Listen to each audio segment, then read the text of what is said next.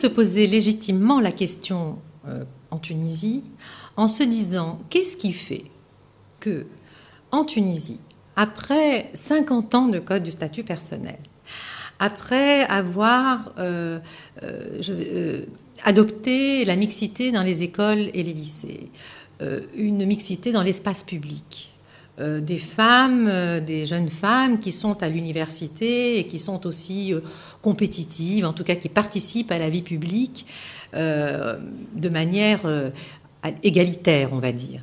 Qu'est-ce qui fait que 50 ans après, nous nous retrouvons dans un schéma où finalement nous partageons avec les mêmes chiffres et les mêmes proportions, et je reviendrai sur la question des chiffres et des proportions, à ce que la virginité soit aussi importante et que les femmes ont recours à la chirurgie de l'hymen avant le mariage.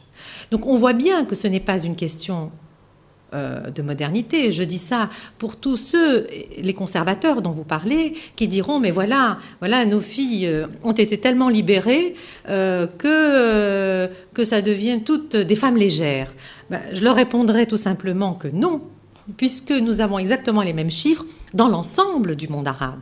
En Égypte, en Syrie, au Maroc, en Algérie, en Libye, nous avons exactement les mêmes chiffres. Donc il ne s'agit pas d'adopter c'est pas parce qu'on adopte, du point de vue de la politique du gouvernement en général, donc sous Bourguiba Ben Ali, qui a continué d'ailleurs à être dans une politique de renforcer le code du statut personnel, et aujourd'hui, le choix politique que nous allons avoir à adopter, on se rend bien compte que c'est pas parce qu'on est plus conservateur ou moins conservateur, que l'on va ou moraliser ou rendre moins morale une société. Prenez tout l'ensemble du monde arabe, nous avons exactement les mêmes chiffres. Les femmes ont recours à la réparation de l'hymen de la même manière et avec les mêmes proportions.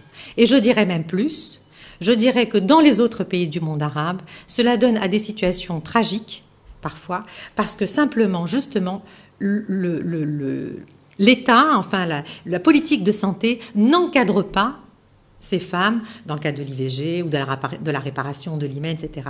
Donc plus on réprime, ce n'est pas parce qu'on réprime que l'on va rendre les femmes plus, ou les hommes et les rapports des sexes, enfin une sexualité, disons une vie sexuelle différente. Pas du tout, nous avons les mêmes chiffres.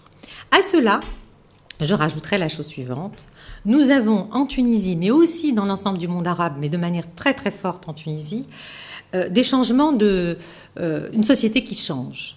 Et une société qui change, de quelle manière? Aujourd'hui, la moyenne de l'âge du mariage d'une femme et d'un homme sont très proches. Elles sont entre 29 ans à peu près pour la femme, 29 ans et demi, et 30 ans et demi pour l'homme.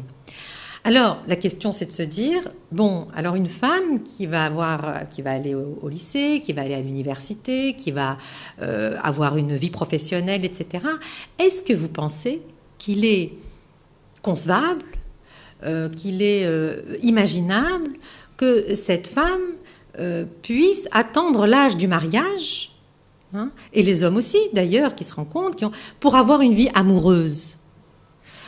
C'est difficile à le penser. Donc il y a une société qui a changé, qui est forcément inscrite dans la modernité, de même que des sociétés moins modernes que la Tunisie, du monde arabe, mais quand même, les femmes travaillent partout dans le monde arabe, et ça fait recul du mariage et forcément une société à double vitesse. La première vitesse, c'est tradition dans le champ de l'amour et du sexe, et modernité dans le champ de l'espace public.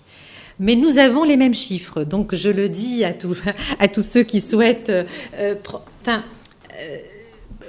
disons, entendre ce qui est écrit dans ce livre. Ce n'est pas un livre qui s'inscrit dans la polémique, c'est un livre qui dit ce qui se passe. Et à partir de là, je pense que les gouvernements à venir ont tout intérêt à entendre ce qui se passe en Tunisie et qui est encore une fois équivalent, très très proche de ce qui se passe dans le monde arabe, l'ensemble du monde arabe, même les sociétés les plus conservatrices. Donc il ne s'agit pas d'une politique qui aurait rendu les femmes libertines, pas du tout. C'est une question qu'il faut penser, c'est une question de société qu'il faut penser à mon sens.